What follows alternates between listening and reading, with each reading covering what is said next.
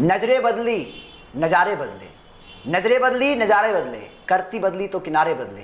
अगर इस सृष्टि को बदलना है मेरे दोस्त तो अपनी दृष्टि को बदलो। तू जो चाहता है वो ना तेरे रास में है न वनवास में है। अंदर झांक के देख, अंदर झांक के देख, वो तेरे विश्वास में है, तेरे विश्वास में है। नमस्कार, केवी स्टूडियो में आप सबका एक बार पुनः बहुत बहुत स्वागत है। हमारे खास कार्यक्रम कहता बेगूसराय बढ़ता बेगूसराय में मैं गौरव कुमार पाठक आज आपको एक ऐसे उभरते हुए कवि से मिलवाने जा रहा हूँ जिन्होंने इस देश, इस समाज और इस राज्य की वर्तमान स्थिति को अपनी कविताओं के माध्यम से व्यक्त किया है। चूँकि बेगूसराय हमारी साहित्य के लिए जानी जाती है, दिनकर की यह धरती हमेशा से रचनात्मक कार्यों में आगे रही है। तो आइए मिलते हैं उभरते हुए कवि अभिषेक पाठक जी से। नमस्कार अभिषेक जी, केवी स्टूडियो में आपका बहुत बहुत स्वागत है। नमस्कार भाई। यूँ तो अक्सर मैं अपने दिल की बातों को लिखते रहता हूँ, पर आज आपका भी और रोशन सर का भी मैं बहुत बहुत धन्यवाद देना चाहता हूँ, क्योंकि आज दिल की बातों को बोलने का यहाँ मुझे मौका मिल रहा है। हम चाहेंगे सर्वप्रथम अपने बारे में हमारे दर्शकों को बताएं। सर, मेरा नाम अभिषेक कुमार पाठक हुआ और मैं बरौनी से बिलोंग करता हूँ और मैं MBA की पढ़ाई कंप्लीट की है भोपाल से। आप एक रचनाकार हैं। मैंने देखा है कि आपकी बात अभिषेक के साथ करके यूट्यूब पर आपकी रचना आती रहती है। साथ ही साथ आप कविता में लिखते हैं, बहुत सारे डायलॉग्स भी आपने लिखते रह रहे हैं, कुछ लेख भी आपने लिखा है जी। तो साहित्य के क्षेत्र में आने का जो आपका ये चाह था जी, ये इस क्षेत्र में आपने जो अपना हुनर विकसित किया, कहाँ से प्रेरित हुए आप? सर, ये लिखने की चाहत तो मतलब बचपन में भी थी, लेकिन बचपन में किताबों और इतने सब्जेक्ट्स थे, उसमें इतना दिमाग उलझा हुआ रहता था जो कभी मौका नहीं मिल पाता था किसी मुद्दे पे ज़्यादा सोचने की। और ये चाहत जो है मेरी MBA के फर्स्ट सेमेस्टर से मेरे अंदर ये आई। मैं किसी चीज़ को जब देखता था, अगर कोई इंसान तकलीफ में है, कोई दर्द में है, उस चीज़ को मैं महसूस करता था तो अंदर से एक आती थी फीलिंग, जो उस शब्द को लिखने का मैंने प्रयास किया, वहीं से मैंने लिखने की शुरुआत की थी। अच्छा, आपकी पहली रचना, चूँकि किसी चीज़ की शुरुआत जब हम पहली बार करते हैं तो हमारा जो पहला रचना जो होता है कोई चीज़, उसको हम हमेशा वो हमारे दिल के बहुत पास रहता है। तो आपकी जो पहली रचना है, हम चाहेंगे हमारे दर्शकों को अपने उस पहली रचना के बारे में बताएं। सर, मेरी पहली रचना वो मदर्स डे था और मैंने माँ पे लिखा था। जी। तो मैं आपको दो पंक्ति ऐसा सुनाता हूँ जिससे शायद आपको लगेगा नहीं, रियलिटी में, सच्चाई में ऐसा होता है। तो माँ तो वो होती है साहब, अगर घर में 4 रोटी बनी हो, घर में 4 रोटी बनी हो तो वो खुद पानी पी के मुस्कुरा देगी। जी। घर में अगर 4 रोटी बनी हो तो वो खुद पानी पी के मुस्कुरा देगी, पर अपने बच्चों के लिए किसी डब्बे में वो 4 रोटी छुपा देगी। और आप कुछ भी बोले वो आपकी सारी बातें मान लेती हैं। आप कुछ भी बोले वो आपकी सारी बातें मान लेती है। फ़ोन पे हेलो की आवाज़ से वो आपके दिल का हाल जान लेती है। तो माँ ऐसी होती है। नहीं, निश्चित रूप से आपकी जो पंक्तियां हैं बहुत ही बेहतरीन कहा जा सकता है, क्योंकि माँ इस सृष्टि की आधार है। माँ इस सृष्टि में जीवंत भगवान है। हम सभी का जो आधार है वो हमारी माँ है। बिल्कुल। और हम सभी माँओं को कोटि कोटि प्रणाम करते हैं। कहीं ना कहीं जो भी हाल ही में जो कोरोना वैश्विक महामारी हुआ, उस महामारी में भी आपने उससे संदर्भ में आप कविता लिखा, मजदूरों की स्थिति को बयां करते हुए, जो हमारे मजदूर भाई बहुत कठिनाइयों का सामना करते हुए बाहर से पैदल या बहुत सारी मुश्किलों को का जो है झेलते हुए हमारे बिहार आए, तो उनके संदर्भ में आपकी कविता क्या है? जी, इस महामारी में सबसे ज़्यादा तकलीफ अगर अपने देश में हुई है तो वो मज़दूरों को ही हुई है, जो बाहर रह के कमा रहे थे और वो लॉकडाउन की स्थिति में उनको जब घर आना पड़ रहा था, वो किस तरह पैदल चल रहे थे और कितनी तकलीफ़ें झेली। मैंने इस पर कविता लिखी थी, मैं आपको सुनाता हूँ। मैंने ऐसे लिखा था, धूप रहे या छाँव रहे, धूप रहे या छाँव रहे, हम चलते रहे, हम चलते रहे। हम भूखे रहे या प्यासे रहे, हम चलते रहे, हम चलते रहे। दूरी ना देखी सड़कों की, हम कहते रहे पर चलते रहे। हम पहुँचे या ना पहुँचे घर, पर चलते रहे, हम चलते रहे। हम इतना सहे पर कुछ ना कहे, हम इतना सहे पर कुछ ना कहे। हम गूंगे बन के चलते रहे। पैरों में छाले निकल गए, पैरों से चमड़ा उतर गया। पैरों में छाले निकल गए, पैरों से चमड़ा उतर गया, पर चलते रहे, हम चलते रहे। और एक इसमें लिखा था मैंने आखिरी, रोटी को कमाने निकले थे। घर से जब वो बाहर गए थे तो रोटी कमाने के लिए गए थे। रोटी को कमाने निकले थे, बोटी में हम तब्दील हुए। रेल की घटना हुई, सब ट्रैक पे सोए थे, बोटी हो गया था। रोटी को कमाने निकले थे, बोटी में हम तब्दील हुए। किस्मत से लड़ते लड़ते हम किस्तों में हर दिन मरते रहे, पर चलते रहे, हम चलते रहे। बहुत ही मार्मिक रचना रही है आपकी ये। कहीं ना कहीं आपको नहीं लगता कि हमारी जो भी सरकार हैं, जी, ठीक है, हमारे जो प्रशासन जिनके अधीन है या जो हमको देश के लिए कानून बना रहे हैं या जो कुछ कर रहे हैं, मजदूरों की स्थिति में बदलाव होनी चाहिए? क्योंकि आपने जो कविता लिखी है निश्चित रूप से इस भयावह स्थिति को आपने इस कविता में रखा है, तो आप मतलब क्या चाहते हैं कि उनके लिए क्या हो? सर हम मजदूर बोले या मजबूर बोले, कहीं कहीं बराबर ही मुझे लगता है, क्योंकि मजदूर इतने मजबूर हो जाते हैं जो अपने घर को छोड़ के, अपने परिवार को छोड़ के, अपने बच्चों को छोड़ के वो बाहर जाते हैं और वो पैसा कमाते हैं, रोटी कमाते हैं। और कहीं ना कहीं सरकार में कुछ कमी तो ज़रूर है, क्योंकि घर के इंसान को अगर बाहर जाना पड़ रहा है तो कहीं ना कहीं दिक्कत तो जरूर है साहब, जो कमाने के लिए बाहर जा रहे हैं। निश्चित रूप से हम सभी चाहते हैं कि उनकी स्थिति में सुधार हो, उनको भी उनके जीने का जो हक है उनको मिलना चाहिए। बिल्कुल। अच्छा, महिलाओं के साथ हमारे समाज में मतलब अभी बदलाव आया है जी। ऐसा नहीं कह रहा कि मैं बदलाव नहीं आया है, लेकिन शुरू से ये देखा जा रहा है कि महिलाओं का शोषण होता रहा है हमारे समाज में जी। कभी कन्या भ्रूण हत्या के नाम पर, कभी दहेज के नाम पर, या कभी सामाजिक प्रताड़ना हो, कभी घर में मतलब यौन हिंसा हो, यानी कहने का साथ घरेलू हिंसा हो, उनके साथ उनकी यातनाएं होती रही हैं, ठीक है, उनके ऊपर हर तरह का अत्याचार होता रहा है। तो उनके संदर्भ में भी आपने बहुत सारी रचनाएं लिखी हैं, तो मैं चाहूँगा सर उनके संदर्भ में मैंने एक बहुत अपने तरह से बेहतरीन प्रयास किया था उनके दर्द को लिखने का। और निर्भया, उसके बाद प्रियंका रेड्डी डॉक्टर जो थी, उस दिन मुझे अंदर से झकझोर दिया। हाँ, वो उस घटना को कौन भूल सकता है, पूरे देश को अंदर से बिल्कुल झकझोर दिया। और ऐसा लगा जैसे बस वो सोच के अंदर से ऐसा दर्द निकल रहा था। आप मतलब वो जो घटना थी उसने ये साबित कर दिया कि हमारे मानव में भी कुछ इस तरह के दानव हैं जी, ठीक है, जिनका सोच जो यूं कहे कि इस धरती पर महादानव हैं, वो उनके लिए जितना कुछ मैं कहूँ वो सारा कम होगा। हैवानियत की उन्होंने सारी हदें पार कर दी, हमारी बेटी को जिंदा जला दिया। बहुत दर्दनाक घटना है सर। तो मैंने उस पर हूँ तो मैं एक बेटा, पर उस एक बेटी के दर्द को एक बेटी बन के मैंने महसूस किया था। उस जगह पे अगर कोई इंसान रहे, कोई बेटा रहे, तो उस दर्द से कैसे वो रूबरू होगा, कितना दर्द होता है, मैंने लिखा था। तो पहले मैं ये बताता हूँ कि हर दिन कुचली जाती हूँ, हर दिन नोची जाती हूँ, हर दिन कुचली जाती हूँ, हर दिन नोची जाती हूँ, बेटी हूँ पर बोटी बन के हर दिन बांटी जाती हूँ, हर दिन बांटी जाती हूँ। और सर दर्द होती है साहब, दर्द होती है साहब, सिसकती हूँ, रोती हूँ, अंदर ही अंदर घुटती हूँ। अब कितना फरियाद करूँ, अब कितना फरियाद करूँ, मैं खुद को कैसे आज़ाद कहूँ? आप बताइए। हर साल हम स्वतंत्रता दिवस मनाते हैं, लेकिन हमारी देश की बेटी अभी भी शायद स्वतंत्र नहीं है। हमारे वेदों में हमारा जो भी हमारा महाकाव्य रहा है, हर जगह वेदों में हर जगह उनको पूजा गया है, कहा गया यत नारे संतु पूज्यन्ते रमन्ते तत् देवता। यानी नारियों का सम्मान इतना है, हम उनको देवी मानते हैं, मतलब हर रूप में उनका सम्मान करते हैं। हमें ये संदेश भी मिला है, सीता राम राधे श्याम, सबसे पहले नहीं हमारे उनका सम्मान है। लेकिन फिर भी हमारी जो मानसिकता है आज भी उनके साथ वो सोच जो हमारी पुरानी परंपरागत सोच है, जिसके कारण हम उनका आज भी उनको उचित स्थान नहीं दे पाते हैं। बिल्कुल। तो मतलब कुछ ऐसे लोग हैं अगर जिनकी मानसिकता जो है ना सही नहीं है, उनकी सोच इतनी गंदी है, और इसी सोच, इतनी गंदी सोच के कारण ऐसी घटनाएं हमारे देश में होती है। माँ चाहिए, बिल्कुल माँ चाहिए, बहन चाहिए, पत्नी चाहिए, पर बेटी नहीं, ऐसा क्यों?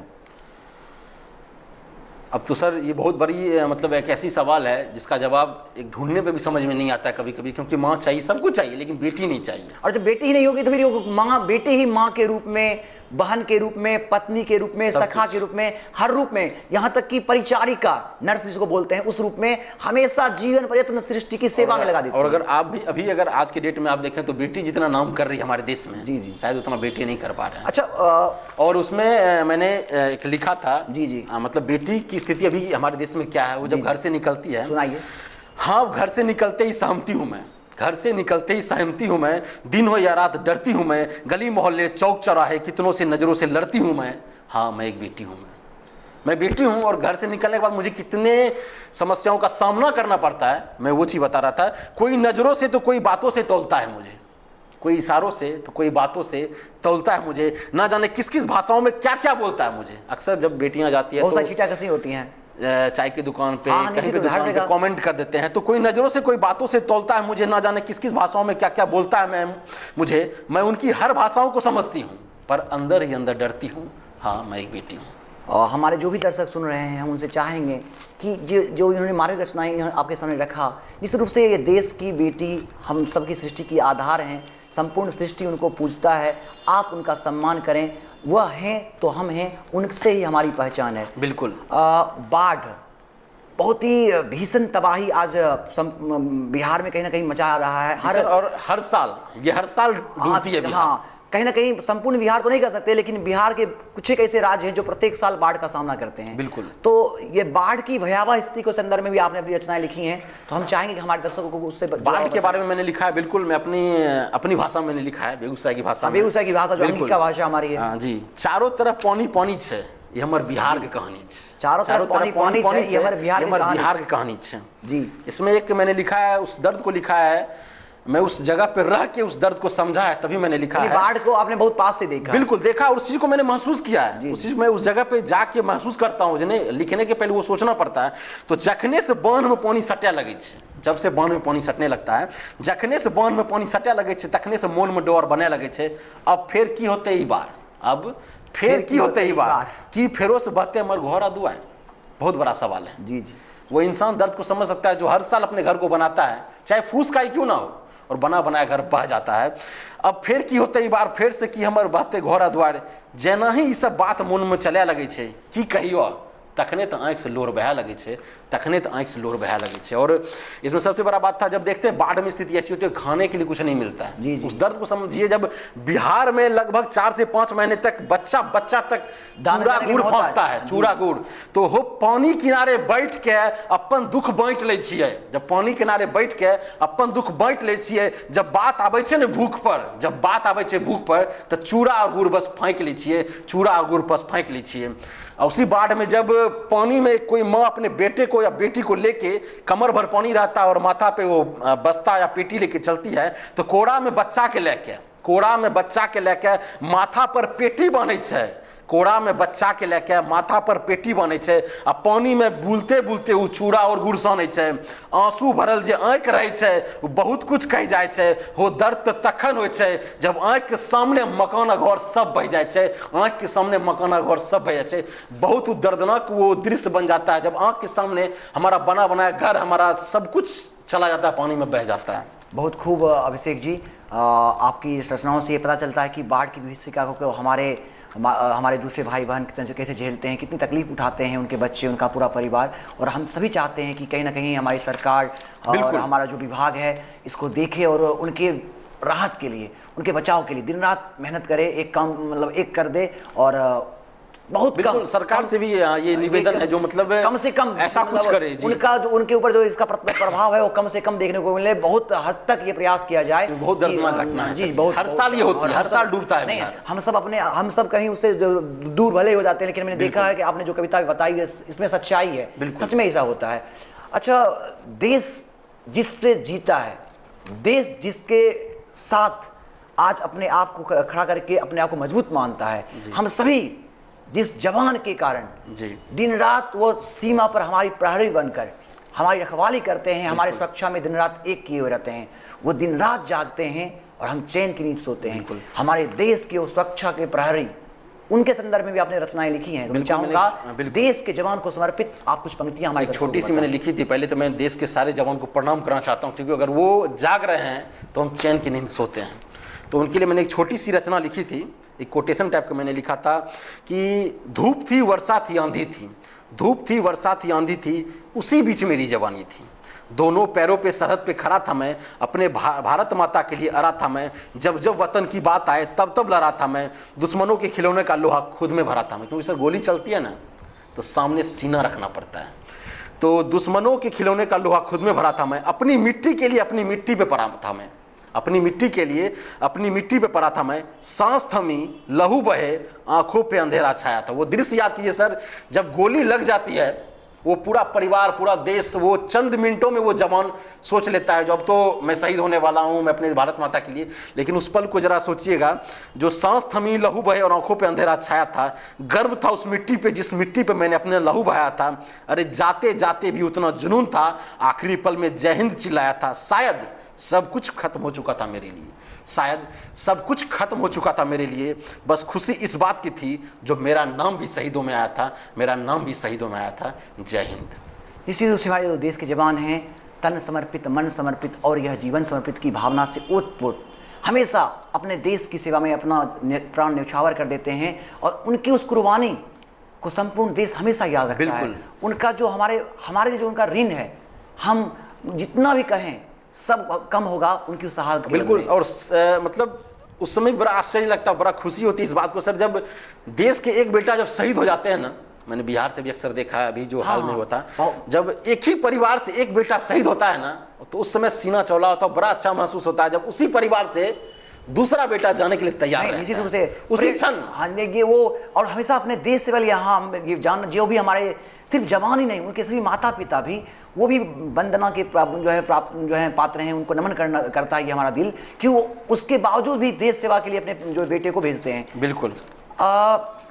एक अच्छे कवि हैं आप, आपने विभिन्न विधाओं को लिखा, चूँकि आप युवा हैं जी। और युवा एक ऐसी अवस्था होती है जब हमारे मन में बहुत सारे ऐसे तरह की धारणाएं बनती हैं। हमारा मन, चूँकि युवा है हम, हमारे अंदर जो भाव है वो प्रेम का भाव है, एहसास है, श्रृंगार रस से हम ओतप्रोत होते हैं।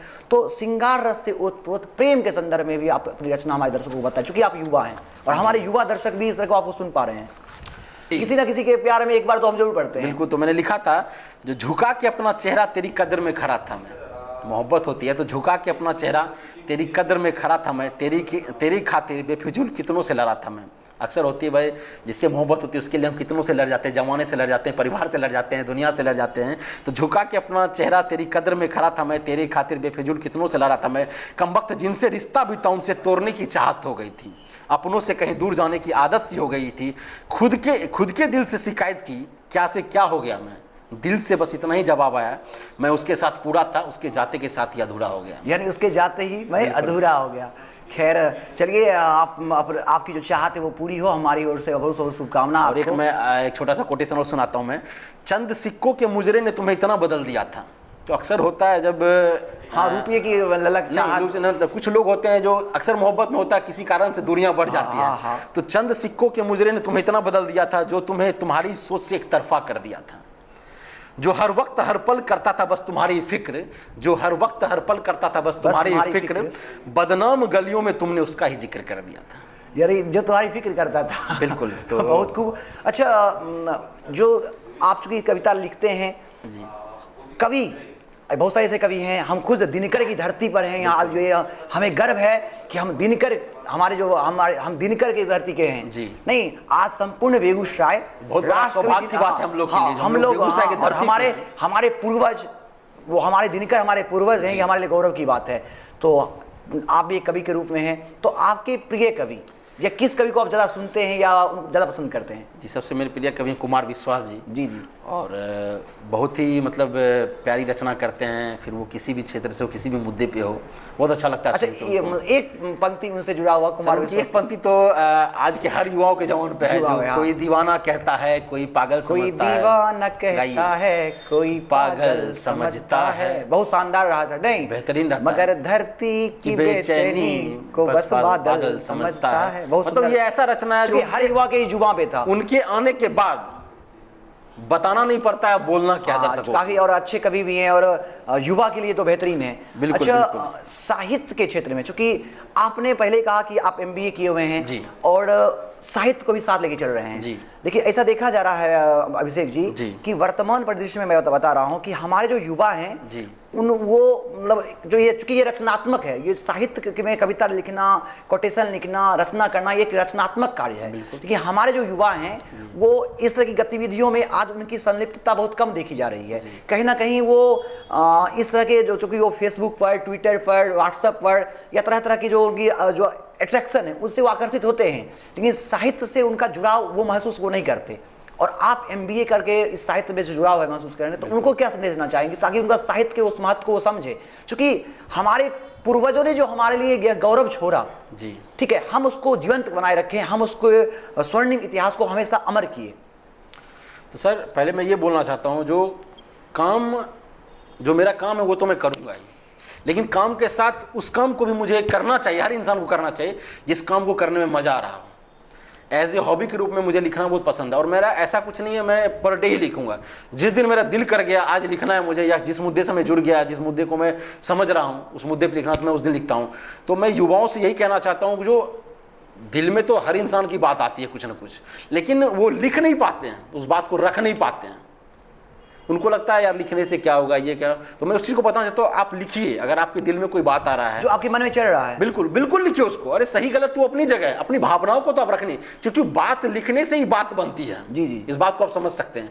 अगर मैं उस दर्द को लिख रहा हूं तो अगर आप समझ रहे हैं उस दर्द से, हो सकता है उस दर्द को कई लोग नहीं समझ पा रहे हैं, लेकिन अगर मेरे लिखने से उस दर्द को समझ जाएंगे तो मेरे लिए बहुत बड़ी बात है। मैं उस दर्द से रूबरू आपको करवा रहा हूं। तो जितने भी युवा हैं जो लिखना चाह रहे हैं, जो लिखना चाह भी रहे हैं, तो दिल में बातों को दबा के रह जाते, नहीं यार इससे क्या होगा, लिखने से क्या होता है। तो बहुत बड़ी चीज है इसमें भी आप बहुत बड़े दूर तक, मतलब भविष्य में बहुत अच्छा काम कर अच्छे सकते कवि हैं, बन सकते हैं, आप अच्छे रचनाकार बन सकते हैं, आपका भी नाम हो सकता है अच्छी रचना से। जी निश्चित रूप से, बिल्कुल, कहानीकार बन सकते हैं, गीतकार बन सकते मैं हैं। इतना ही कहना चाहता हूँ, अगर बात दिल में है तो दबा के मत रखिए, खुल के लिखिए और सामने लाइए बातों को। अच्छा, बहुत बहुत धन्यवाद आपका कि हमारे युवाओं को भी आपने साहित्य के लिए प्रेरित किया। केवी स्टूडियो, जी, डॉक्टर रोशन सर ने जो एक मंच दिया है आप जैसे युवाओं के लिए, या विभिन्न विधाओं में जो आगे बढ़ रहे हैं, जी, जिनके विचार हम सबों को प्रेरित करने वाले हैं, जी। तो केवी स्टूडियो ने देखो जो कहता बेगूसराय बढ़ता बेगूसराय का मुहिम छेड़ा है, तो इसके संदर्भ में आप क्या कहना चाहेंगे? सर, ये केवी स्टूडियो में एक ऐसा प्लेटफॉर्म है, ये बहुत अच्छा लगा मुझे आज आके भी, और मुझे जैसे ही पता चला तो मुझे भी बहुत अंदर से खुशी हुई, क्योंकि ऐसा प्लेटफॉर्म हर युवा को मिल रहा है अपनी बातों को रखने का। आप जिस क्षेत्र में हैं, जो भी कर रहे हैं, अगर कुछ अच्छा कर रहे हैं, कुछ बेहतर कर रहे हैं, तो आप यहाँ पे आके आप कुछ बेहतर दिखा सकते हैं। और रोशन सर को बहुत दिल से बहुत ज़्यादा धन्यवाद, क्योंकि बेगूसराय में पहला प्लेटफॉर्म ये केवी स्टूडियो ऐसा बना है जहाँ युवा या कोई भी आके अपनी बातों को रख सकते हैं। बहुत बहुत धन्यवाद आपका अभिषेक जी, बहुत बहुत धन्यवाद आपका पुनः एक बार कि आपने व्यस्तम समय से समय निकालकर हमारे केवी स्टूडियो को दिया और अपने विचार से हम सबों को प्रेरित किया। इसके लिए आपको बहुत बहुत जी, आपका बहुत बहुत धन्यवाद। और मुझे भी बहुत अच्छा महसूस हुआ आके अपनी बातों को रखने का, पहली बार मुझे मौका मिला, तो बहुत अच्छा लगा मुझे। बहुत बहुत आभार आपका। जाते जाते आपकी 4 पंक्तियाँ जो हमारे दर्शक उसको याद रखें। बिल्कुल। अभी जो स्थिति हमारे देश में चल रही है, लॉकडाउन है, सारी चीज़ें बंदी हो चुकी है, और कहीं ना कहीं हमारा देश या हर इंसान मायूस हो चुका है, स्थिति ऐसी है। तो मैं आखिरी 4 पंक्ति सुनाता हूँ कि हौसलों को बुलंद रखना है, कि चेहरों की मुस्कान मानो कहीं छुप सी गई हो, क्योंकि अभी ऐसा ही समय चल रहा है। चेहरों की मुस्कान मानो कहीं छुप सी गई हो, बढ़ते कदम जैसे रुक सी गई हो, वक्त का ठहराव है, वक्त का ठहराव है, और वक्त जरूर आएगा। हिम्मत को थोड़ा बुलंद रखिए साहब, हिम्मत को थोड़ा बुलंद रखिए साहब। हिंदुस्तान फिर से मुस्कुराएगा, हिंदुस्तान फिर से मुस्कुराएगा। बिल्कुल। बहुत बहुत धन्यवाद आपका कि आपने समय निकालकर हमें और हमारे पूरे हिंदुस्तान को मुस्कुराने के लिए कहा। ठीक है, आप भी हमेशा मुस्कुराते हैं। केवी स्टूडियो की ओर से आपको बहुत बहुत शुभकामनाएं। जी, धन्यवाद। आप सभी का धन्यवाद। और अभी मतलब केवी स्टूडियो का एक अपना एक यूट्यूब चैनल है, स्टार ऑफ बेगूसराय। आप लोग प्लीज़ उसको लाइक करें, शेयर करें, और जितना अधिक से अधिक हो उस चीज़ को शेयर करें और लाइक करके सब्सक्राइब भी करें। और एक रोशन सर का भी दिल से धन्यवाद, उन्होंने मुझे एक मौका दिया अपनी दिल की बातों को रखने के लिए। तो रोशन सर का भी एक पेज है, कहता बेगूसराय और बढ़ता बेगूसराय। जितने ज़्यादा संख्या हो सके आप लोग जुड़ें और उसको लाइक करें। धन्यवाद।